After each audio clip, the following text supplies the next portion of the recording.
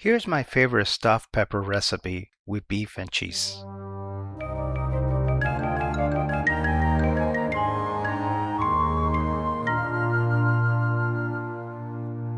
Hey YouTubers, what is going on? My name is JC. This is the Cuban Redneck DIY channel. Yes, you're probably saying, what the hell are you doing in the kitchen? Yeah, this is that crazy channel where we do cooking and grilling on Tuesdays, DIY stuff on Fridays. This is your first time here, I want to give you a warm welcome.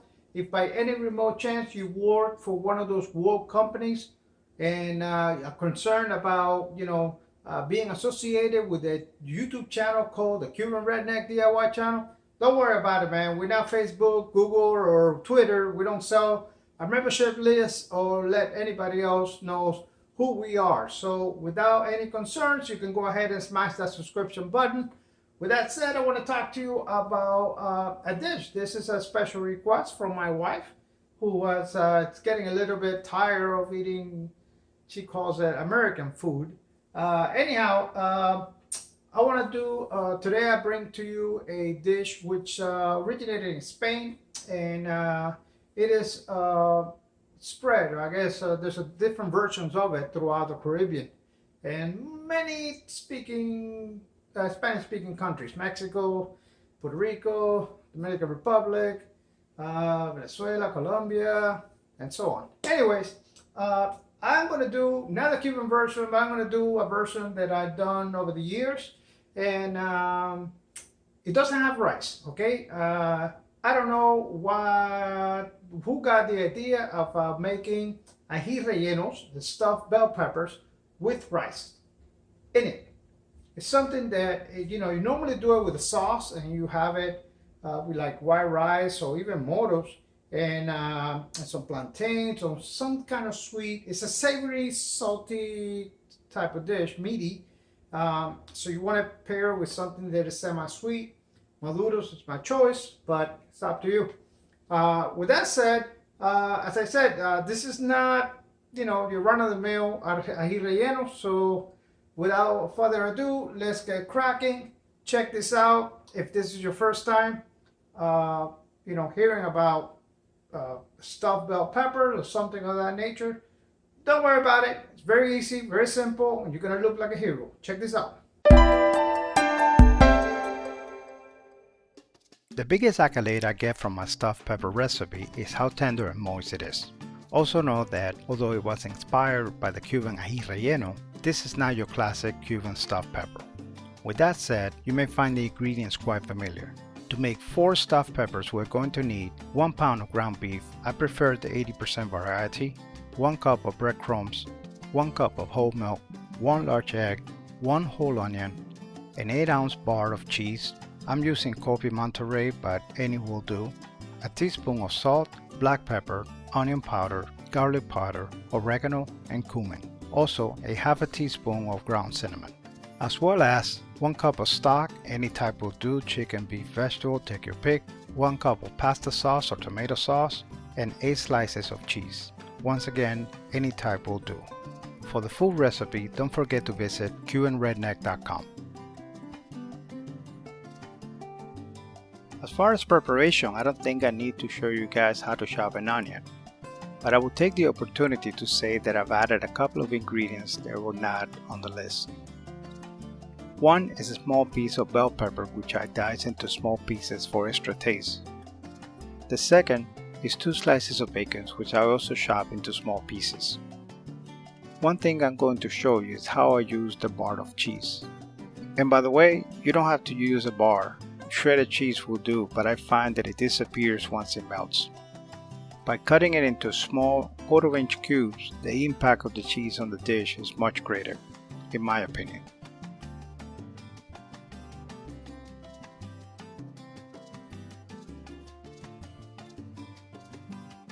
With all of the ingredients cut, it is time to make our stuffed peppers. We'll start with the bacon, which I'm going to start with about a tablespoon of butter. Once most of the fat has rendered, we'll add the onions and the bell pepper. We're going to cook this over medium heat until most of the liquids have evaporated. Then turn it off and let it cool down at room temperature. The next step is our breadcrumbs and milk mixture. To what I am going to add some fresh parsley. I guess you can use Italian style breadcrumbs, but I found them too salty at times. Mix this well and let it stand. While the onions cool down and the breadcrumbs absorb the milk, we can start working on the ground beef by breaking it up with a flat-edge spatula. After mixing the dry spices thoroughly, you can start dusting it over the beef a little bit at a time. Once you have worked all the spices into the beef, go ahead and incorporate the onions and bacon mix as well as the breadcrumbs. Once everything is well incorporated, we're going to go ahead and let it sit for a little bit to allow the seasonings to penetrate. In the meantime, let's tweak the sauce. I use bottled pasta sauce all the time, but rare is the occasion when I don't tweak it in one way or the other. What do I mean by this? Well, garlic, oregano, or cumin are usually a must, but at times salt and pepper as well. In the same skillet I sauté the onions and the bacon, I'm going to melt a little bit of butter and a touch of olive oil. To this, I'm going to add about 3 garlic cloves, some oregano, salt and pepper, and about a cup of pasta sauce. I then rinsed the bottle with some beef stock, brought it to boiling temperature, and turned it off. I like to cut the peppers across the top. Some people prefer it vertically. I guess it's one of those cases of potato versus potatoes.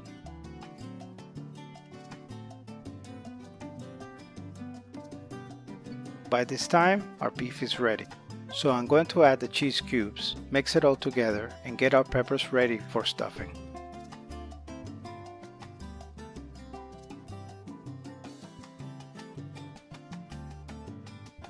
After making sure that your beef mixture is nice and moist, start stuffing the peppers. If it looks like it is too dry or a little bit chunky, try adding a little bit of stock, tomato sauce, or even milk.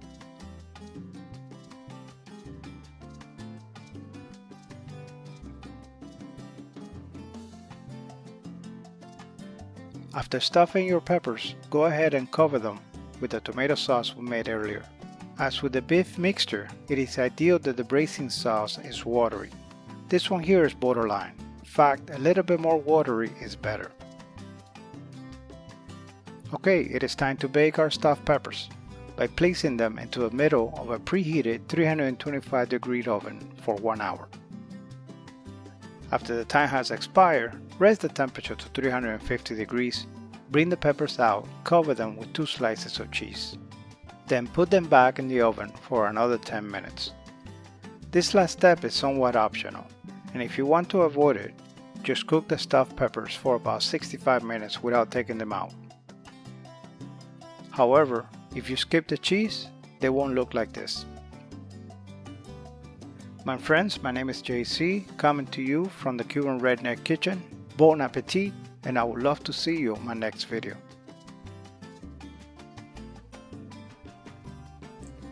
Please support this channel by subscribing, liking, and sharing. Don't forget to hit that notification bell. Thank you.